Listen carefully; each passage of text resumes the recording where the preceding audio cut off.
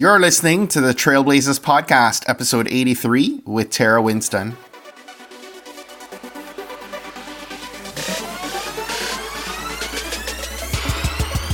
You're listening to the Trailblazers podcast, where we will explore the stories of successful Black professionals. Join us as we highlight the knowledge, resources, and tools of these accomplished trailblazers to help provide the know-how, confidence, and motivation you need to blaze your trail. And now, here's your host, Stephen Hart. Hello and welcome to a brand new episode of the Trailblazers podcast. I'm your host, Stephen Hart. So this is the week, guys. I'm heading to Anaheim, California tomorrow for Podcast Movement 2017. I'm actually speaking. I'm delivering a talk this Thursday, August 24th. I'm so excited. I am actually talking on branding, growing, and marketing your amazing podcast while still working a full-time job. Hoping to have it recorded so I can share that up with our Blazer Nation. Say a prayer for me. I'm really excited. Can't wait to help new podcasters who are trying to get their platform going like I did a year and a half ago while still working full-time, right? So anyhow, today's featured guest is none other than the fascinating and engaging Terra Winston. She is a leadership consultant, an executive coach. She has over 20 years of business consulting experience and an MBA from Stanford. She's an entrepreneur in her own right and has driven results in the boardrooms, plant floors, Fortune 500s, and small startups. And today I'm excited for her to share her story and some wisdom with you. She's going to help us to receive some positive and progressive steps that will help us to blaze our own trail. This conversation we actually recorded maybe an hour, and even after the recording talked for easily another hour. And so to say that I really enjoyed this conversation is an understatement. She goes in on our discussion today about what the common mistakes are that derail good people from reaching their full trailblazer potential. So some great nuggets of wisdom embedded in this episode. Go ahead, guys, hit the share icon right now in your podcast app. I want you to post this out on Facebook, Twitter, Instagram. Snap a screenshot, post it to your stories, do a live. Tell your friends, right, about the movement that has become Blazer Nation. In fact, use the hashtag Blazer Nation and tag us up at TBPod so we can engage with you and retweet and reshare as well. Let's get set, guys, to receive some mission fuel today from our featured guest, Terra Winston. Enjoy.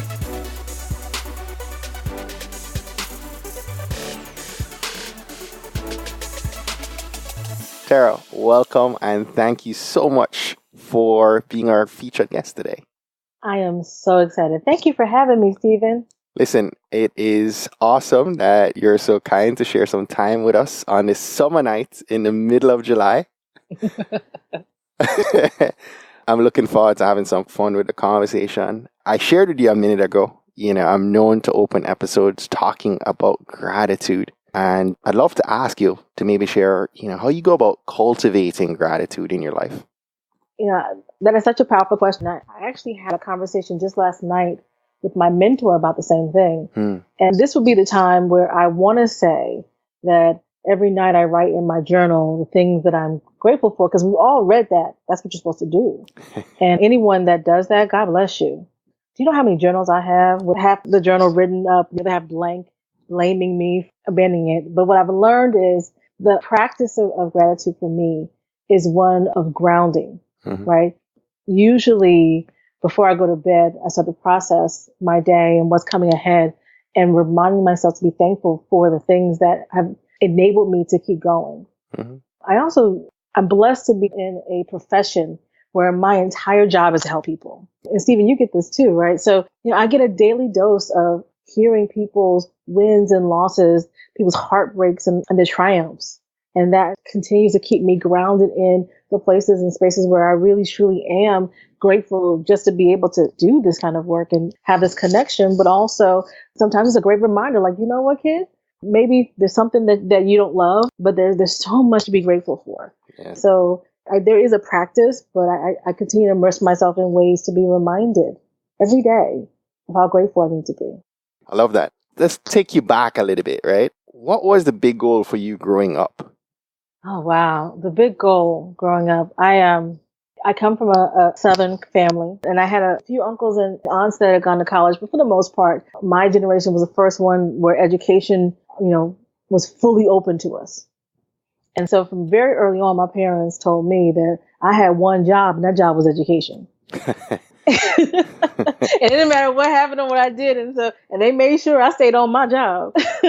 And so, but I was very much kind of head down, and my goal was to be the best in the spaces that I was in, and so I would do the homework and the extra credit. Right. I would do the tutoring and some other things. I was a valedictorian of my high school. Like, I was driven to be excellent because that was my job, and my job was I need to be good at my job. And it was interesting to see those things evolve. They always say, oh, you want to figure out what you want to do from a career? Go back, ask yourself, what did you always say you wanted to do when you were a little kid? Mm-hmm. And so I called my mom. And so, what did I ever say I wanted to be? And she said, you never mentioned it. It's okay. Either I had no ambition as a child, not even ballerina or fireman, or I think the way it actually played out, and this is connected to your question about a goal, is that I very much, in the space that I am in, I want to excel and I want to do my best for a reason. And then I want to see what opens up from there. Mm-hmm. Right? There's always serendipity. There are paths that you didn't know existed. There are whole lives and whole worlds that open up. With every step you take, the landscape changes. And so my goal has always been to be my best in whatever square I'm in, and then keep my head up to take advantage of whatever the landscape is going to provide. Mm. So today you're a leadership consultant and executive coach, right? Yes. What drives you today in the work that you're now doing? I got into it. I was my last corporate job. I was actually in human resources, and it was a lovely combination of how you grow teams and people, and also the traditional things that you think of with HR. And I remember I went to my boss and I said to her, I have lost my religion.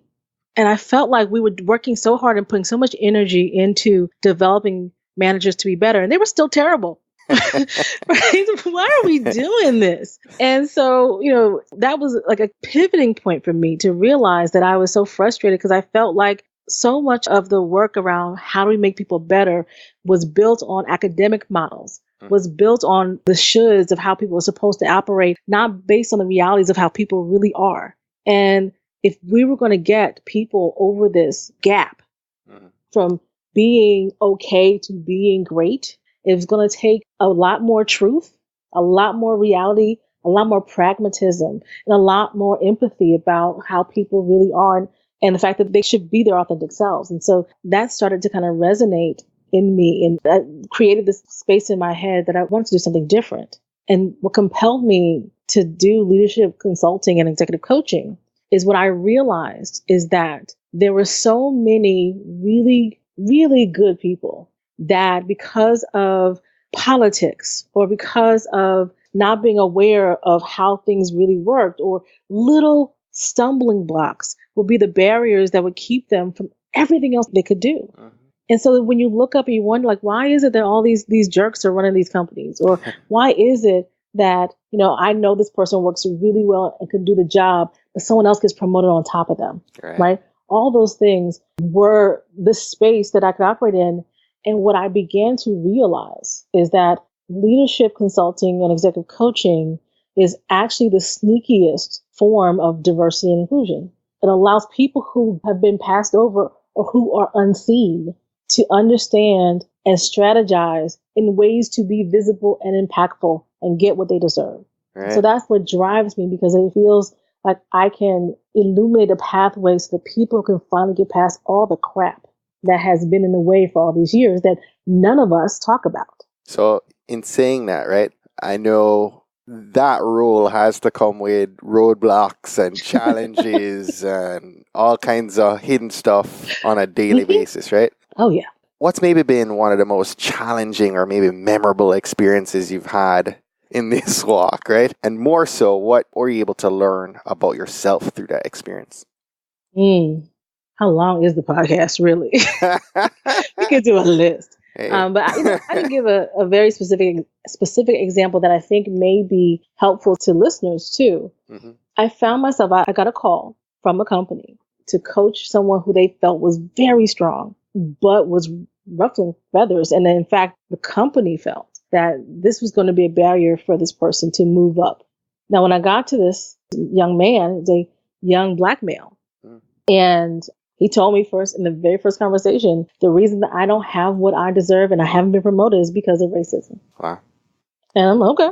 Well, again, because remember, I got into this game to deal with truths. Yeah. So, and racism can be a truth. And so one of the hardest things was I started to work with him and, talk to people in the company. What came up was that there are, in fact, two very true statements. The things that have impacted his career were definitely impacted by bias and race. Oh, wow. That was true. What was also true is the roadblocks in his career were definitely impacted by the things he was doing. Oh, okay. And that those two things were simultaneously true. And so what is hard is to say it's a yes and situation.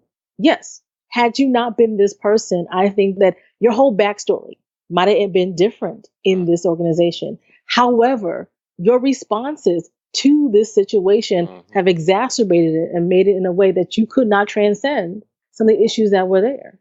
And so for me, it was hard because I'm torn on two fashions. Like, I want to go and put up signs and do a protest and come in and do all the great culture work to kind of say, look, this is the implicit bias that is going to be a problem and has been a problem in your organization. But at the same time, this young man cannot wait for me to rebuild the entire company. How long would that take? His success matters to him today. So what was hard is, and this is the part I think for anyone that's listening, if you feel like you're in a situation, recognizing that life is unfair and that we need to work on fixing. However, in the meantime, your reaction to whatever that situation is will either help you figure out a way past it or will cause you to be so bitter that you will spiral. And, it pained me to watch the emotional toll that this bitterness was taking on this young man. And we worked together and we were able to manage some things. But for me, it was hard. It was really, really hard. By the time we were done with the process, I was able to help him manage some reputation effects, to show people a different side of him that they need to see, and to highlight for the organization some places where they are still not living up to their full potential. Their value statements say that they should be doing. Interesting you said that, because one thought would be that you would probably be putting your guard up and not wanting to share more of you and your story and probably be vulnerable. Is that kind of where you positioned him to be able to share other sides of him and open up a little bit more to be more personable and relatable and create that connection? That's a huge part. And business is so very personal. Absolutely. And I will tell you that this is something that comes up quite a bit for women and for people of color. We go into settings and we somehow feel like I've got to keep my guard up. You don't need to know everything about me. And in fact, if you knew more about me, you would still make me feel even more like an other. But at the same time, holding that back, that becomes a barrier, it's particularly in cultures that have a very high affiliation. Right? When I was working in corporate, I had a senior vice president come to me and say, Tara, everybody likes you. And I was patting myself on the back for that. Like, that's fabulous. And then she said, but I don't know what you do on the weekends. I don't know if you're dating somebody. And of course, in my mind, I'm thinking, well, why would you know that about me? That's not your business. Ain't none of your business. It's none of your business. But it was that kind of culture where people felt like they knew each other. And that was part of the success profile in that organization. And so, either I was going to lean in and be one of us, or I could hold back and be on the outside, which then creates one more distraction. Right. That keeps them from saying, this is my girl, let's go ahead and give her a new opportunity. And so, imagine, that's how I felt in a place where everybody liked me. Now imagine being somewhere where you felt like racism was nipping at your heels. And so part of the work that I did with him, and I do this with a lot of people who are in the situation, is figure out what you can give them, because they don't know what's in your head. There are things that you can talk about that allow them to feel more connected, right, and then still allow you to feel protected. Right. So anyone who is listening to this that struggles with that particular challenge, if you have kids, kids are great because you like talking about kids. They like hearing about kids. I don't have kids. And so what I would often do in that situation is I'm a pretty good storyteller. Awesome. So I tell other people's stories. Right. And they laugh, they have a good time, and then they forget to ask any deeper questions about me. Mm-hmm. So when they say, what did you do this weekend? Oh, the weekend was great, man. I ran into my friend. She told me this story about this concert she went to. And that's enough. All right. Right? And that's a big part of my philosophy around coaching and leadership consulting. Who are you authentically, and how do you want to operate in this world? What are the expectations of the environment around you?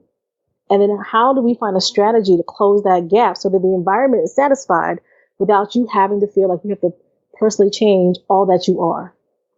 Mm-hmm. Tara, I've heard you say that good people do great things. What exactly does that mean to you? Okay, so Stephen, are you a good person? I would, not being cocky, but being confident, yes, I do believe I am a good person. And don't you see how great you are doing in this world? So the idea came up for me. One day I had turned off the news and social media. Mm-hmm. And I just needed a moment because it felt like all the bad guys were winning. Like you go to Silicon Valley and this person is stepping down. The government, no matter which side of the spectrum you call yourself on, the government is just bewildering at this point to everybody. Mm-hmm. There's all this bad news, and it seems like, okay, there's bad people making bad decisions and ruining our institutions and causing all this strife. But as I go into companies and my clients, what I see are these beautiful points of light of good people. So people who believe not only that they can make good money if that's what they want, but that they want the world to be better. Yes. People who believe in collaboration and developing other people underneath them. Like people that believe in abundance, that we can create solutions to solve some of the really big problems.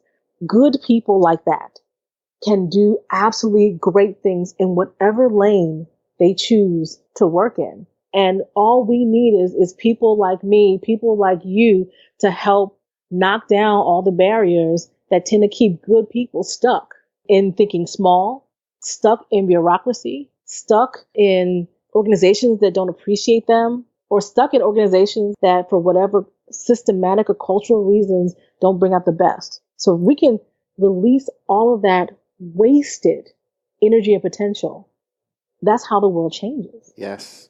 So that's, for me, that's why it's so important. I will add to that and say that, I want to bring awareness. I just find that there's so many good people that are hidden. Yes. I have you're probably going to appear somewhere in the mid-80s. I've interviewed 80-something people, Tara, that are just amazing to me. Their stories are unique and powerful and just uplifting, and hear stories, and there's so many more, right? I mean, there are hundreds more, thousands more, hundreds of thousands more, right? That no one tells their story. We're telling stories of, not to knock athletes and musicians, but there's so many more people that sound like us and look like us that are doing great things, and we need to be able to uplift their stories and their accomplishments and encourage other people listening, Well, and that's the part that's so important because, you said there's so many good people doing great things that are hidden. And I would add to that there are so many good people that are hidden from their own selves.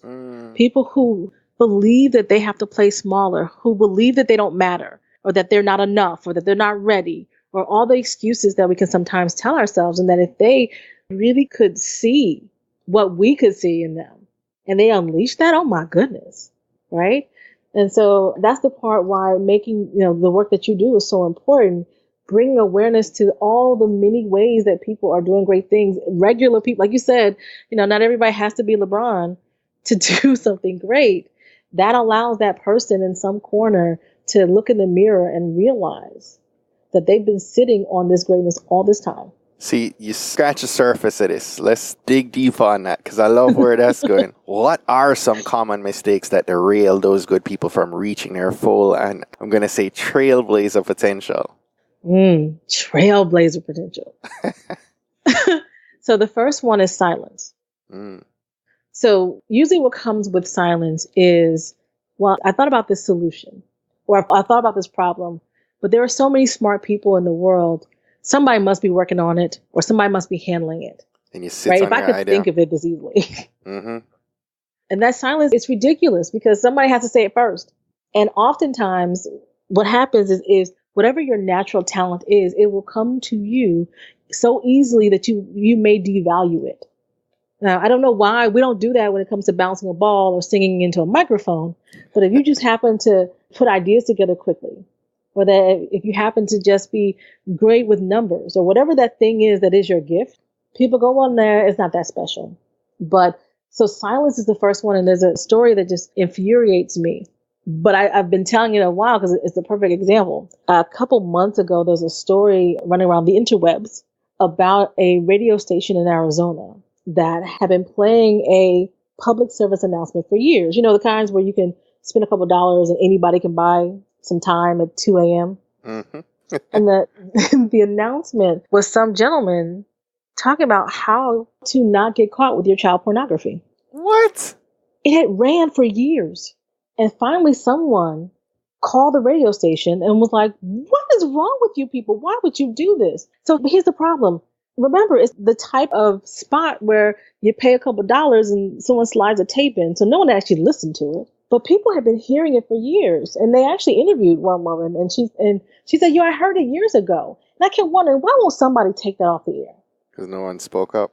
Nobody spoke up. And so it's such an extreme example, but very often, and I mean, I hear this from my friends and my clients. I have this idea for this thing, a new process at work, a new invention in this world, a new business idea. But yeah, I mean, come on. I mean, I'm sure somebody's doing it. And so the first mistake is silence. Speak up. If someone's doing it, chances are that either you'll learn something and you'll move on to the next idea, or you'll find a way to make it your own and make it big. I mean, there is a burger restaurant on every corner, and people still keep making burgers. I think of Les Brown has a quote that says the wealthiest place on earth is a graveyard, because that's where so many ideas and treasures within those ideas got buried because people never saw them through, right? Yes. Never gave birth to them. And these days, then you'll be mad because you'll look and 5 years later, somebody has made your Snuggie or whatever that thing was that you said that you thought was a joke, and they're making money off of it.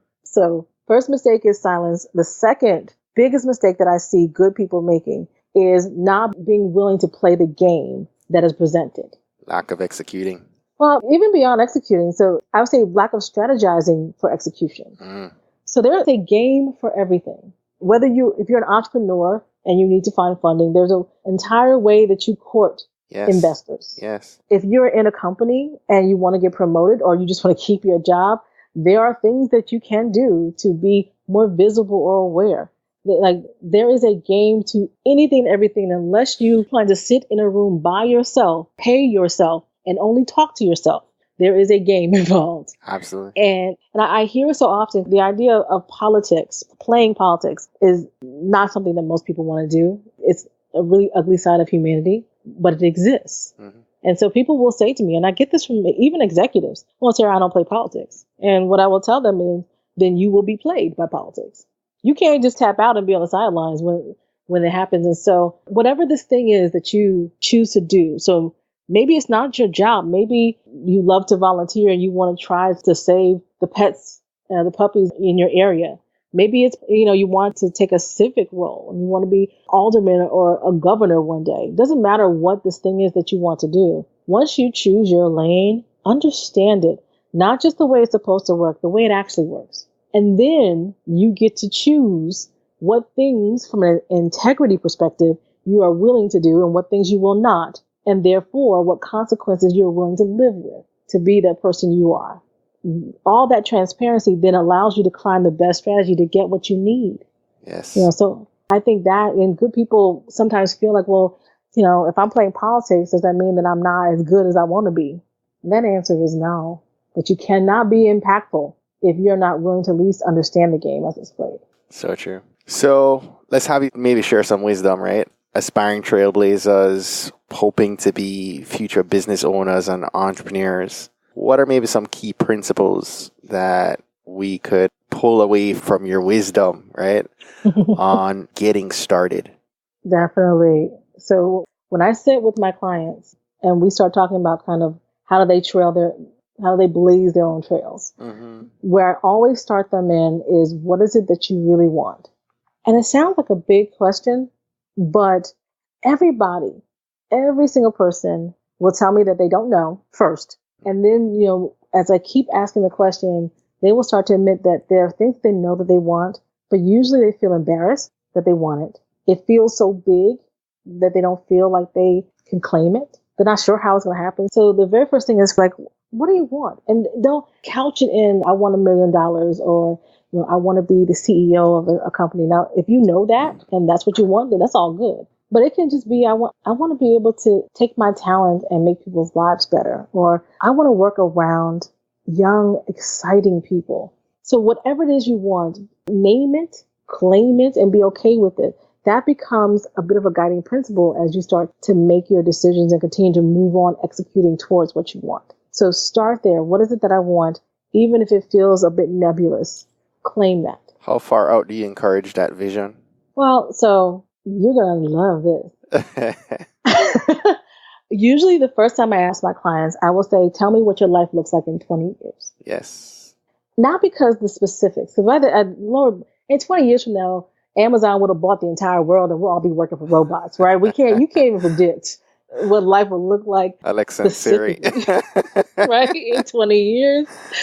But you do know what you want. Like 20 years from now, I want to be living in a house on the beach somewhere. 20 years from now, I don't plan to be working for somebody else. Oh no, Tara, I plan to have my own thing by then. Like, so when you go out that far, it tells you how you want to live. And the reason that I do that is I fundamentally believe that the career that you are building exists solely to be in support of the life that you want. Yes. And so if you can define the life the way it is 20 years from now, we start to backtrack, then we get to see where you are. So 20 years from now, if Stephen is on a private island, and today Stephen has no private island money and is working a $40,000 a year job, then we got some things to do, Stephen. Got a gap. Right? and that's where we start from, right? What can close that gap? Where are you? And do you want to adjust that vision a little bit because you're not willing to do what it would take to get you there? Right? Set the vision for your life for 20 years, but the honest answer around kind of what do I want to do from a career perspective, it's hard to see past 3 years, just the way the world is working these days. Go 3 years and then we'll figure it out. The next thing that I really encourage people to do is to spend time with people that talk about and do the types of things that you want to do or that you want to talk about. So often I'll say, find your tribe. Right. And so if you are right now working as a lawyer and you one day want to be a film producer, then I need you to be spending some time with film people, because being around all the lawyers is great. And that's part of what's getting you there now. But how will you be able to see all the other opportunities that come up? You'd be surprised what people talk about. So find your tribe of people that talk about and do the types of things you want to do. Now, here's a really, really big secret, particularly for my introverted friends, because everyone talks about how much networking matters. And it is true. Networking will get you through a lot of things. But the way that we go about networking can often make it just painful. Right. We go to some big event with a lot of business cards and shuffle ourselves into a corner with like food in one hand, drink in the other, and then we don't know how to shake anybody's hand because the hands are full. So ignore all that. Go to the places that are doing the things you like to do. So if you like to ride bikes, get in a riding club. If you like to paint, take a painting class. Be around people and then start talking to them about not just what you're doing, but what you want to do. And then you'd be surprised the degrees of separation. Everybody knows somebody these days. Yes. I got my biggest contract to date, biggest entrepreneurial contract at a July 4th party covered in barbecue sauce. Congrats. We just had a conversation. We talked about what I did. We talked about what that person did and what they needed. And a couple months later, I got a call, Terra, they are looking for you. They need your talent. They remembered your conversation. Wow. So find your tribe and live in it, enjoy it, grow within it. And that will offer up opportunities for you and will give you ways to start blazing your trail. And I would say the last thing that I would give all the young trailblazers is to know what you're good at. Mm-hmm. The thing that you are absolutely good at and you love to do, that combination is the foundation of all your success. And so what happens as you get clearer on, I am really good at this and I love it. And I do mean those two things together. There are a lot of things that I am actually pretty good at that I don't love to do. Mm-hmm. The magic is when it's something that you're good at and you love to do it. That becomes the space when you evaluate a new job opportunity, how much of the job is connected to that thing that you're good at and you love to do. Passion and purpose have to meet skill. They have to. They absolutely have to. Yes. And, oh, by the way, people say, oh, I'm going to join a board or I'm going to volunteer as a way to network. Well, that's fine. That's great. Only volunteer in ways that demonstrate your passion and purpose and skill, right? So if I naturally am someone that is great negotiating or I'm a great planner, then if I'm going to volunteer, don't volunteer and just feed the homeless. Volunteer on the development committee so people can see my talent, be in my glory. And that becomes a natural way for you to rise and shine. And oh, by the way, remember how we said that you loved it? So you're enjoying your life and people are seeing the best of you. You're having a good time and you're shining. Isn't that just the Holy Grail? Love it. And I can give you a real life story on the tribe piece. Yes. Just even from podcasting. A year ago, decided I'm podcasting a year and a half now. Started the beginning of last year. And middle of last year, one of my mentors in podcasting said, listen, if you do anything this year, come out to Podcast Movement, one of the largest podcast conferences. Had I not taken that step, I would not have met the people that are now part of a mastermind group with whom I connect on a weekly basis. On a daily basis, we talk through Slack. And I mean, we are pushing each other on a daily basis, right? To become better. You spoke about knowing, what you're good at. We are fueling that for each of us, each and every day, and pushing each other toward monetizing that piece that we're good at right now. But overall, I've developed a tribe of other podcasters who, without that network, I would not nearly be as successful with this platform today. And I'm much better for it. So highly, highly recommend that those listening, find a tribe of people that are like-minded, have similar passion, and are willing to hold you accountable to some of the things that you want to get accomplished and you can level up with, But I appreciate you sharing that. These are good things. Terra, what does black girl magic mean to you? Oh, black girl magic. Black girl magic it means to me that there is something really beautiful that comes from overcoming a struggle. For so long, so many black girls, and even today, there was actually a great article that just came out that said black women contribute the most to society, meaning they're getting college degrees at a higher rate. They tend to work at earlier ages. They vote at higher levels than any other group and tend to then get the least return on investment from all this investment into society in the U.S. And that is not a new struggle, but a continuation of a struggle that's been going on for hundreds of years. But there's something about being able to transcend, knowing that the struggle is there, facing all those barriers and still rising with confidence in yourself, and still rising in knowledge of what you can do, and knowing that if you put your mind to it, if you put your heart to it, you can make it happen, and not being swayed by all of the rest. That's what magic is. Magic is being able to face this horrible wall that says struggle and know that you can still scale it. Yes. That's magical. Yes. I love it. I love for our Trailblazers to share some of their favorite resources and tools before I let you off the hook. So, are there any good books that you've read that, have inspired you and might be good reads for our community? Well, so right now, and I'm actually a very big believer in continuous education because I'm always trying to hone my own craft.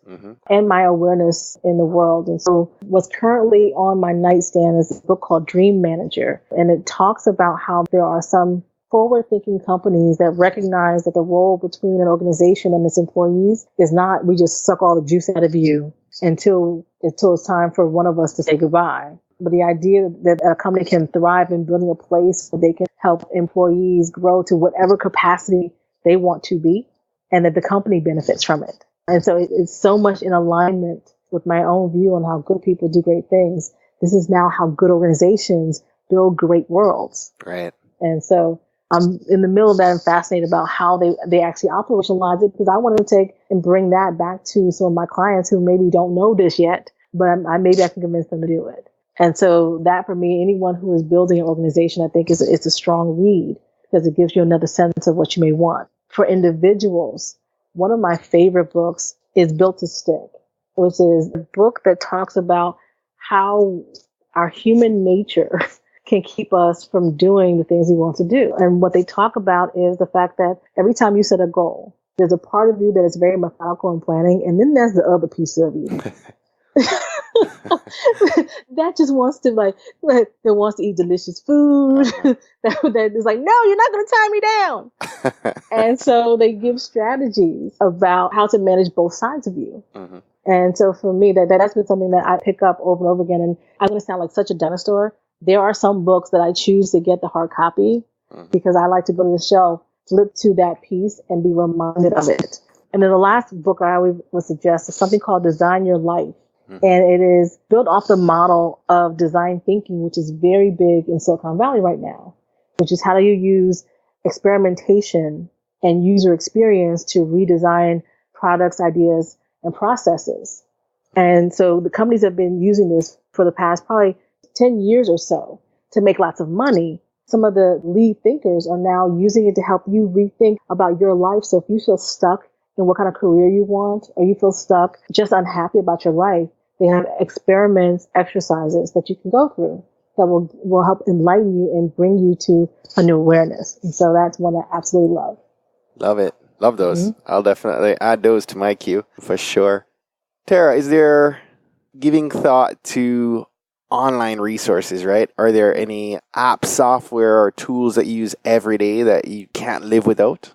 Oh, absolutely. As an entrepreneur, there's an entire universe of apps that have really helped a lot of us streamline our back offices. I mean, Stephen, probably for you as well, had this been 20 years ago, and without technology, we would have needed 6 or 7 more people on our teams just to do some of the things that we do. So I very much, from a social media perspective, trying to run a business, do social media engagement the way that I want it to be done. Like for me, social media is not just hey, let me market my services. It really is a tool for engagement. And everything that I do in my business and life, I use conversation to better people, to change lives, to enlighten and educate. And so social media is something that I need to give enough time to, but can consume you if you don't think about it. So I use a combination of Hootsuite, Buffer, and Feedly to keep me up to date on things that are going on articles and blog posts that are relevant to my readers, to myself, to my clients,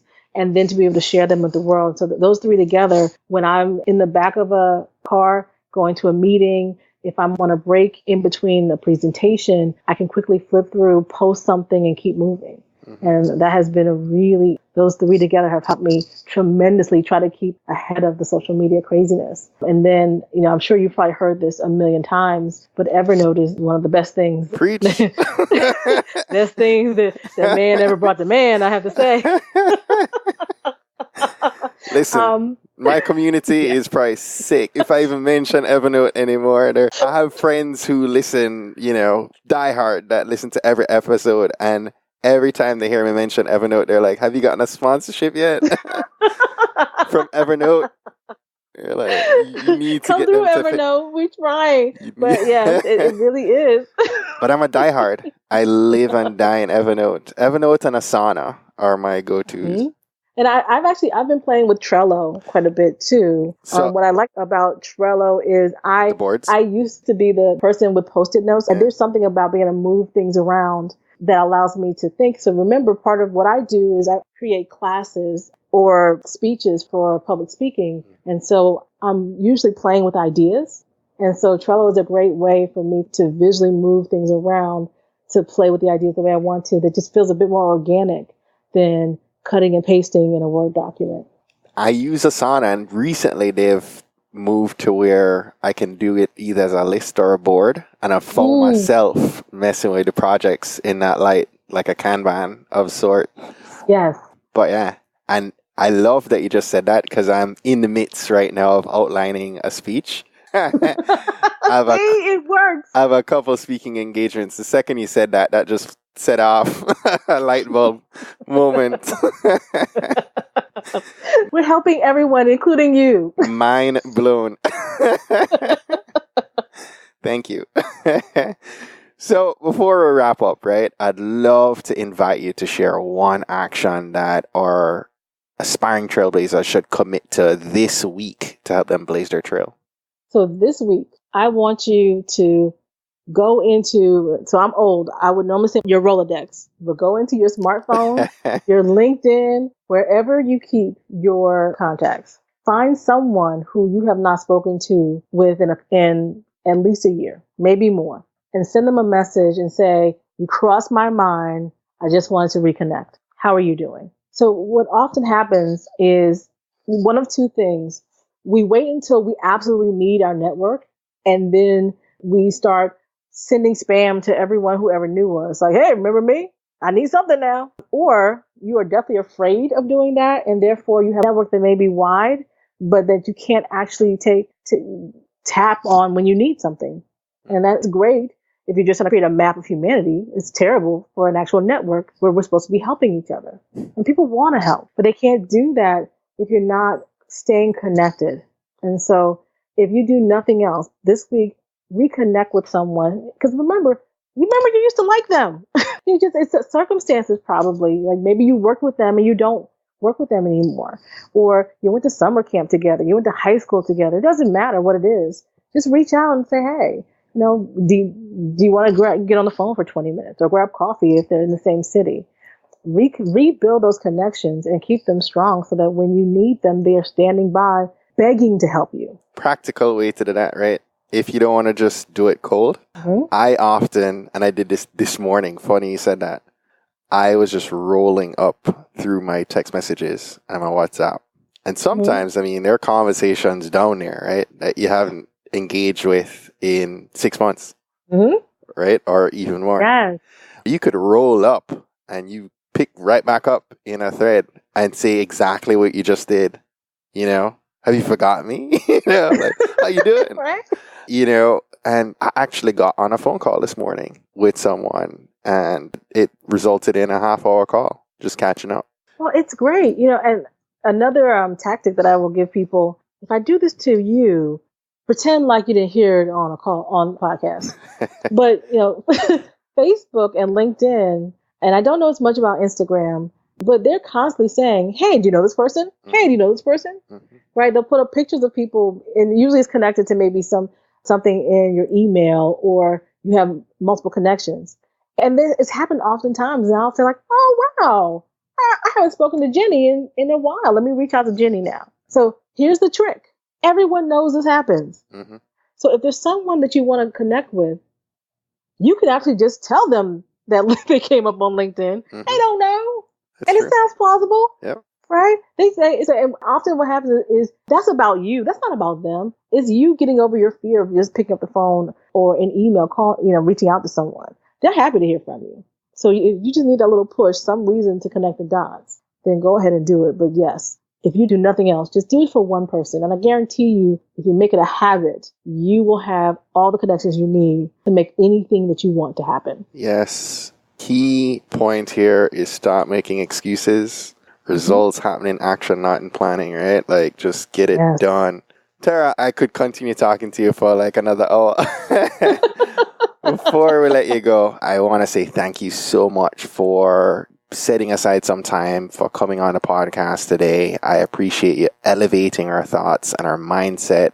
Personally, I feel enriched, and I'm happy that you blessed us with some wisdom on this call. before I let you go, tell us how we can stay connected to you. I'll go ahead and finish up for today.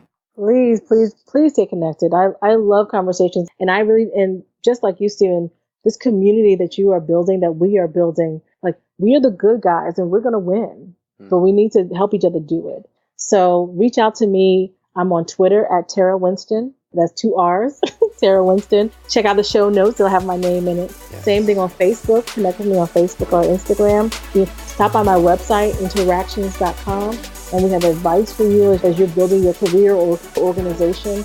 But whatever you do, don't be silent. Speak up. I want to hear your ideas. Other people want to hear your ideas. We need you in this world. So come talk to me, talk to Stephen, talk to everybody. That's right. Terra Winston, thank you so much. My pleasure.